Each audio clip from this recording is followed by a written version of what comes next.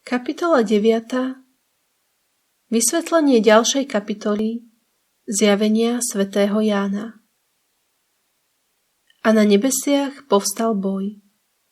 Michal a jeho anjeli bojovali proti drakovi. Keď Pán ukázal tieto veci dobrým i zlým anjelom, sväté knieža Michal a jeho spoločníci s Božím dovolením začali boj proti drakovi a jeho stúpencom. Bol to podivný boj, lebo sa bojovalo rozumom a vôľou.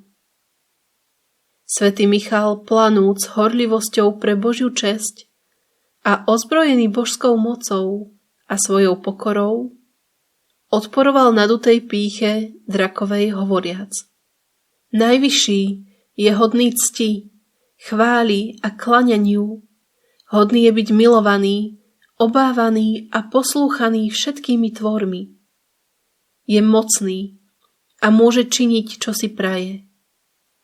On, ktorý je nestvorený a nezávislý na nikom inom, nemôže žiadať nič iné, iba čo je nanajvýš spravodlivé. Nám dal milosť, akú máme, stvoril a urobil nás z ničoho. Môže stvoriť iné bytosti, tak veľa a takým spôsobom, ako sa mu zapáči.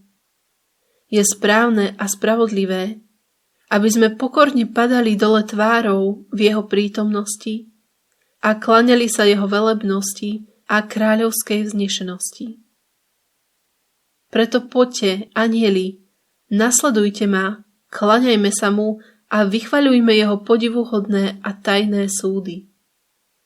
Jeho najdokonalejšie a sväté diela. Boh je najvyšší a nad všetkými tvormi a nemohol by byť najvyšším, keby sme my mohli obsiahnuť alebo pochopiť jeho veľké diela.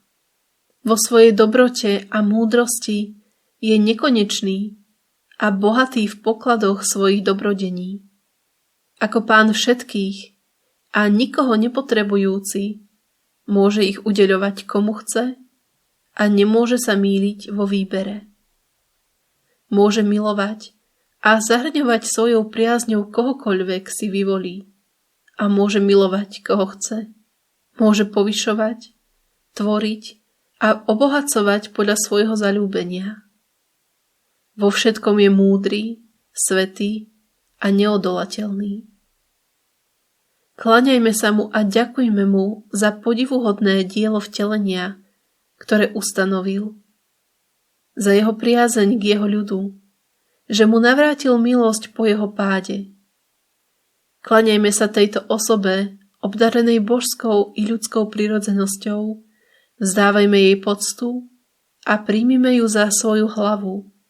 Vyznajme, že je hodný všetkej slávy, chvály a velebnosti. Ako pôvodca milosti, vzdávajme mu slávu a uznanie jeho moci a božstva.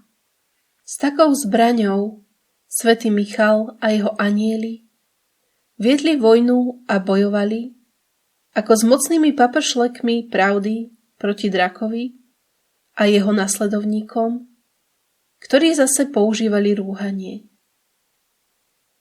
Lucifer však nemohol zniesť pohľad svätého kniežaťa a nemohol mu odporovať. Drásala ho vnútorná zlosť a snažil sa uniknúť svojmu trápeniu. Ale bola Božia vôľa, aby bol nielen potrestaný, ale tiež premožený, aby svojím pádom poznal pravdu a Božiu moc. Napriek tomu sa však rúhal a kričal: Nespravodlivý je Boh, pretože povýšil ľudskú prirodzenosť nad anielskú. Ja som najvznešenejší a najkrajší anjel a víťazo sláva patrí mne. Ja som to, ktorý postavím svoj trón nad hviezdy a budem ako najvyšší. Ja nebudem podaný nikomu, kto má nižšiu prirodzenosť a nedovolím, aby niekto dostal prednosť predo mnou alebo bol väčší ako ja. Podobne hovorili tiež Luciferovi nasledovníci. Ale svätý Michal odpovedal: Kto je ako Pán, ktorý sídli na nebesiach? Alebo kto sa mu môže prirovnať? Umlkni, nepriateľ, zastav svoje hrozné rúhanie a pretože sa ťa zmocnila neprávosť, odíď z nášho stredu, ty bedár, a vo svojej zaslepenosti a bezbožnosti buď uvrhnutý do tmavej noci a chaosu pekelných múk. Ale my, duchovia Pána, uctíme a pozdravme túto požehnanú ženu, ktorá má dať ľudské telo vtelenému slovu, a uznajme ju za svoju kráľovnú a paniu. Veľké znamenie tejto ženy slúžilo dobrým anielom ako štít a vojenská zbraň proti zlým anielom. Lebo pri pohľade naň slabla všetká moc a dôvody zlých a boli uvedení do zmätku a mlčania, pretože nemohli zniesť tie tajomstvá a svetosť, ktorú malo v sebe. A tak, ako sa božskou mocou ukázalo toto znamenie, tak sa tiež ukázala iná podoba či znamenie. Draka, aby tak zmenený mohol byť potupne zvrhnutý z neba na zdesenie a hrôzu jeho nasledovníkov a na údiv svätých anielov. To všetko bolo výsledkom tohto nového prejavu spravodlivosti a Božej moci. Ťažko je slovami popísať, čo sa odohralo v tom pamätnom boji, pretože je príliš veľký rozdiel medzi našimi pojmami, založenými na hmotných veciach, a tými, ktoré by boli primerané prirodzenosti a výkonnosti takých veľkých duchov, ako sú anjeli. Ale zlí nepremohli, lebo nespravodlivosť, lož, nevedomosť a zlomyselnosť nemohli obstáť proti spravodlivosti, pravde, svetlu a dobrote. Nemohli byť premožené tieto cnosti neprávosťami. Preto sa tiež hovorí, ani sa už nenašlo ich miesto v nebi. Pre hriechy, ktorých sa títo zavrhnutí anjeli dopustili, stali sa nehodnými byť v spoločnosti Pánovej a večne pozerať na neho. Pamiatka na nich bola vyhladená z jeho pamäti, v ktorej boli zapísané pre vznešenosť a milosť svojej prirodzenosti, akú dostali. Stratené právo na miesta vyhradené pre nich, keby boli poslúchali, prešlo na ľudstvo. Teraz boli tie miesta odovzdané ľuďom, a to tak, že i každý znak po odpadlých anjeloch bol vyhladený a viac sa v nebi nenašiel. Ó, nešťastná hriešnosť a nešťastie, ktoré nikdy nebude možné popísať, ktoré spôsobilo taký strašný, hrozný trest. Evanjelista dodáva: a zvrhnutý bol ten veľký drak, starý had, ktorý sa volá diabol a Satan, zvodca celého sveta, bol zvrhnutý na zem a jeho anjeli boli zvrhnutí s ním. Svätý knieža Michal zvrhol z neba draka Lucifera svojim nepremožiteľným vojenským heslom. Kto je ako Boh?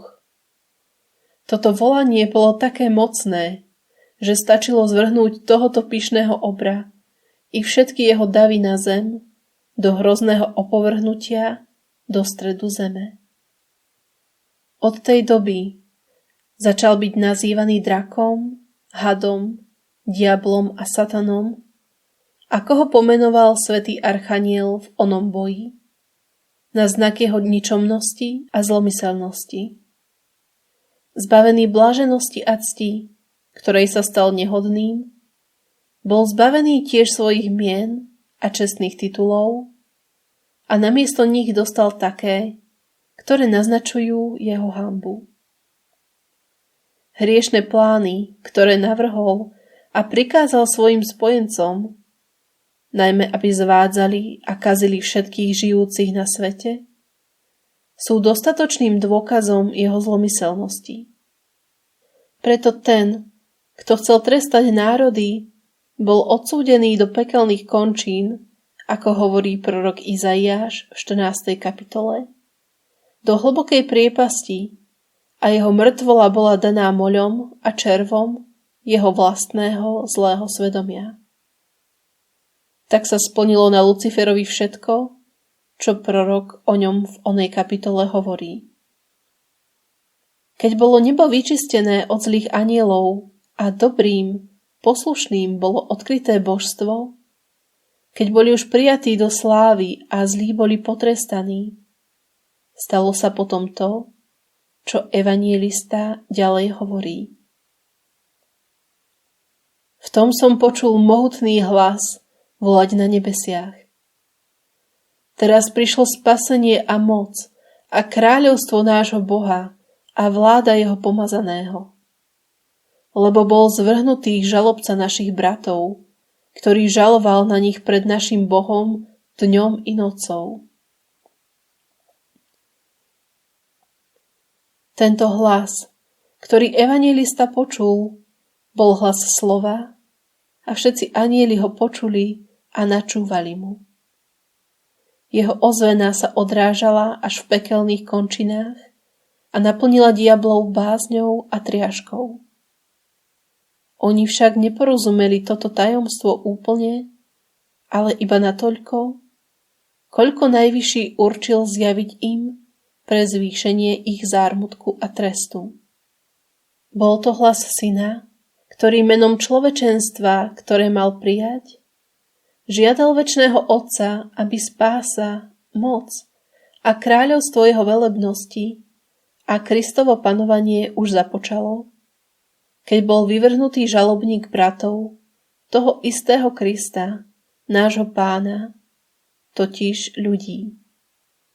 Bolo to ako žiadosť pred trónom Najsvätejšej Trojice, aby bola vykonaná spása, moc a tajomstvo vykúpenia a vtelenia. Žiadal, aby boli vykonané čo najskôr, pretože Lucifer, plný zúrivostí, závisti a zlosti proti ľudskej prirodzenosti, ktorú slovo má vziať na seba, teraz zle vyvádza na zemi. Slovo plné lásky a súcitu nazýva ľudí svojimi bratmi. O Luciferovi sa hovorí, že na nich žaluje dňom i nocou, pretože vodne, pokiaľ ešte požíval milosť Božiu v prítomnosti večného Otca a Najsvätejšej Trojice, plný pýchy nás zľahčoval a ešte viac v noci jeho vlastnej tmy a nášho pádu neustáva ustavične nás hanobiť a prenasledovať a neprestane až do skončenia sveta. Slovo nazýva dielo a tajomstvo vtelenia a svojej smrtičnosťou, mocou a panovaním, pretože skutočne v ňom všetky mali svoj počiatok, lebo práve vo vtelení a smrti najlepšie prejavil svoje veľké čnosti a moc nad Luciferom.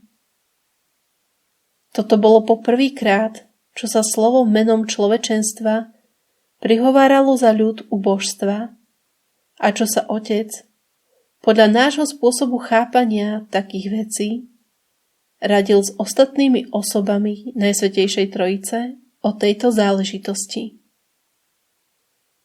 Čiastočne zjavil tiež svätým anielom uznesenie toho božského konzistória, povedal im o tajomstvách, o ktorých rozhodli. Lucifer vstýčil zástavu pýchy a hriechu a bude s celou svojou nenávisťou prenasledovať ľudské pokolenie. Svojou lsťou zvedie mnoho ľudí a využije ich vášne na ich záhubu. Ľudia zaslepení hriechom a neprávosťami a nedbajúc na nebezpečenstvá, budú sa spreneverovať. Avšak jeho klamlivá pýcha, hriech a neprávosti sú nekonečne ďaleko od našej podstaty a našich prianí. Preto my vyzdvihneme slávu a čnosti a svetosti. Za tým účelom druhá osoba príjme na seba ľudskú prirodzenosť. On povznesie čnosť pokory a bude ju učiť, ako i poslušnosti a všetkým čnostiam a zaistí spasenie smrteľníkom. Bude pravým Bohom a stane sa pokorný a poslušný. Bude mužom spravodlivým, vzorom a učiteľom všetkých čností. Pred našim tribunálom budú iba čnosti uznávané a budú víťaziť nad zlom. Povýšime pokorných a ponížime pyšných. Matúš 11:28. Práca a vytrvalosť bude v našich očiach chválihodná. Sužovaným a trpiacim budeme pomáhať. Nech im utrpenie slúži na nápravu a na postup v milosti a v našom priateľstve a podľa svojich schopností dosiahnu spasenie konaním čností. Blahoslavení budú plačúci. Matúš 5:3. Šťastní chudobní a tí, ktorí trpia pre spravodlivosť a pre Krista, ich vodcu, a nepatrní budú velebení a tichý srdcom povýšení. Mieru milovní budú milovaní ako naši synovia. Najdrahší nám budú tí, ktorí odpustia a znesú bezprávie a budú milovať svojich nepriateľov. Udelíme im hojné požehnanie a v nebi nesmrteľnú slávu. Náš jednorodený splní toto ustanovenie a tí, ktorí ho budú nasledovať, budú naši vyvolení, naši zvlášť milovaní.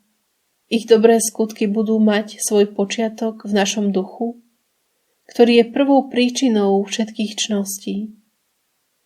My dopustíme, aby zlí utláčali dobrých a pomáhali im tak dosiahnuť korunu, zatiaľ čo zlí si tým množia tresty. Nech sú pohoršení, Matúš 18:7, pre všeobecné dobro. Nešťastní budú tí, ktorí to robia, a blahoslavení tí, ktorých zlí sužujú. Márniví a pyšní budú pohrdať pokornými a urážať ich. Veľkí a mocní budú utláčať nízkych a skromných. Títo však namiesto zlorečenia budú im žehnať. 1. Korinťanom 4:12. Dokiaľ budú pútnikmi, budú nimi ľudia opovrhovať, ale potom budú zaradení medzi anielských duchov, našich synov, a obdržia miesta a koruny, ktoré nešťastní a nehodní odpadlíci stratili. Zatvrdilí a pyšní budú odsúdení na večnú smrť, kde poznajú svoje bláznivé konanie a prevrátenosť. Aby všetci mali pravý vzor a nadbytok milosti, ak si budú prijať ju využiť, zostupí syn schopný utrpenia ako vykupiteľ a zachráni ľudí, ktorých Lucifer pripravil o ich blažené postavenie a pozdvihne ich svojimi nekonečnými zásluhami.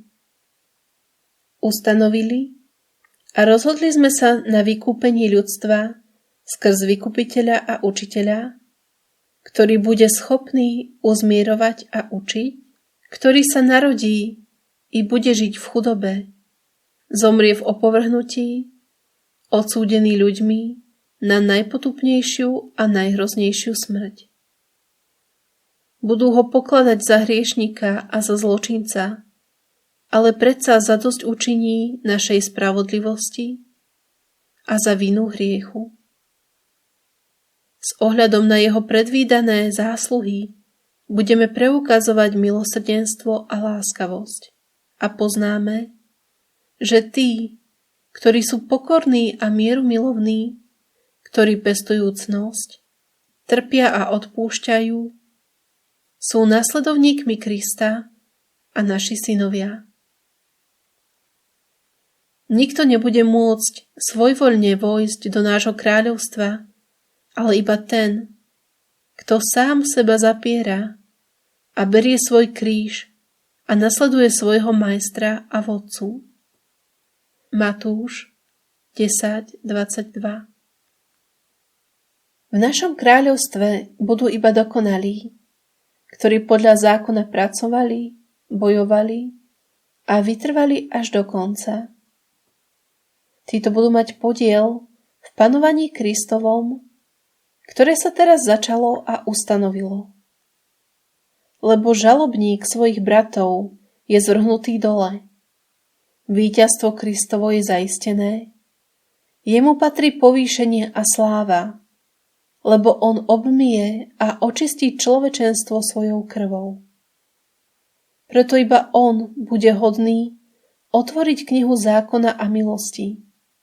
Zjavenie 5:9. On je cesta, svetlo, pravda a život. Ján 14:6. Skrze nich ľudstvo môže prísť ku mne. On jediný otvorí brány nebies. On bude prostredníkom. 1. Timotejov 2:5. A príhovorcom smrteľníkov v ňom budú mať otca a brata. 1. Jánov 2:1. I ochrancu, keď ich oslobodí od žalobníka a prenasledovateľa. Anjeli, ktorí ako verní synovia podieľali sa na práci nášho spasenia a moci a hájili panovanie môjho Krista, budú tiež poctení a korunovaní a budú po celú večnosť so mnou. Tento hlas, v ktorom sú skryté tajomstvá od ustanovenia sveta a zjavené učením a životom Ježiša Krista, vyšiel z trónu a pôsobil viac, než môžem vysvetliť. Ním boli určené poslania, ktoré mali splniť anjeli. Svätý Michal a svätý Gabriel boli ustanovení za vyslancov vteleného slova a Márie, jeho najsvätejšej matky. Majú byť pomocníkmi v celom tajomstve vtelenia a vykúpenia. S týmito dvoma kniežatami bol pre tú istú službu určený veľký počet anjelov, čo vysvetlím neskoršie. Iných anjelov ustanovil Všemohúci za spoločníkov a strážcov duší, aby ich učili a povzbudzovali k čnostiam a svetosti, odporujúcej neprávostiam, do ktorých Lucifer sľúbil zvádzať ľudstvo. Boli ustanovení, aby chránili a hájili duše a nosili ich na svojich rukách. Žalm 90:12. Aby snáď spravodliví neudreli svoje nohy o kamene, čo predstavujú nástrahy a osídla, ktoré im kladú nepriatelia. Pri tejto príležitosti boli dané ešte aj iné ustanovenia, o ktorých evanjelista hovorí, že začala moc, spasenie, sila a kráľovstvo Kristovo. Avšak k tajomným činom tejto doby patrí zvlášť poznačenie a vypočítanie predurčených na tajomných doskách Božej mysle, skrz predvedené zásluhy Ježiša Krista, nášho Pána. Ó, aké záhady a nevysvetliteľné tajomstvá boli ukryté v lone Božom. Ó, aký blážený je osud vyvolených. Čo sa môže rovnať dôležitosti tohto? Ktoré tajomstvo je také hodné všemohúcnosti Božej? Aké veľké bolo víťazstvo v moci Kristovej. Šťastný, nekonečne šťastní sú tí spojenci, ktorí vtedy boli poznačení a spojení s touto hlavou. Ó veľká cirkev, ó silní ľudia a sveté zhromaždenia takého vodcu a majstra. Pri pomyslení na také vznešené tajomstvá úsudok človeka sa stáva bezmocným, môj rozum sa zastaví a jazyk onemie. V rade 3 božských osôb dostala počiatok oná kniha, o ktorej hovorí zjavenie svätého Jána a bola podaná jednorodenému Otca. Vtedy bola napísaná, uzavretá a zapečatená 7 pečaťami. Zjavenie 5:7, o ktorých píše evanjelista. Keď sa slovo stalo telom, otvoril ju. Jednorodený otvoril pečate podľa ich poriadku tým, že uskutočnil tajomstvá svojho narodenia, života a smrti až po dokončenie všetkých vecí. Kniha obsahovala všetky ustanovenia Najsvätejšej Trojice po páde anielov, menovite všetko to, čo sa týka vtelenia slova a zákona milosti, 10 prikázaní, 7 sviatostí, všetkých článkov viery a ich obsahu, zriadenia celej bojujúcej cirkvi. Vtelenému slovu, ktoré na seba vzalo ľudskú prirodzenosť ako veľkňazovi a najvyššej hlave, bola daná moc udeľovať potrebné splnomocnenia a dary apoštolom a služobníkom cirkvi. Toto bol tajomný začiatok zákona evanjelia. V najtajnejšom poradnom zbore Trojice bolo dohodnuté a v božskom duchu zaznamenané, aby tí, ktorí budú zachovávať zákon, boli zapísaní do knihy života. To bol začiatok toho zákona a od večného Otca pápeži a preláti majú svoju moc a zastupiteľské splnomocnenie. Z tejto nekonečnej moci príšti sila pre tých, ktorí sú tichí, chudobní duchom, pokorní a spravodliví. Toto je ich nanajvýš skromný vznik a preto možno právom povedať, že ten, kto poslúcha predstaveného, poslúcha Boha. Lukáš 10:16. A kto nimi pohrdá, pohrdá Bohom. Toto všetko vzniklo a bolo ustanovené v božskom duchu a Kristovi bola daná moc, aby v príslušnom čase otvoril knihu ustanovení, ktorá bola do toho času uzavretá a zapečatená. V tejto dobe najvyšší vydal zákon, to jest svedectvo o jeho božských slovách v prirodzených zákonoch i v písomných zákonoch a sprevádzal ich podivnými skutkami a zjavovaním časti svojich tajomstiev skrze prorokov a patriarchov. Skrze tieto svedectvá a pre krv baránka vraví sa oni, spravodliví, zvíťazili nad ním, drakom.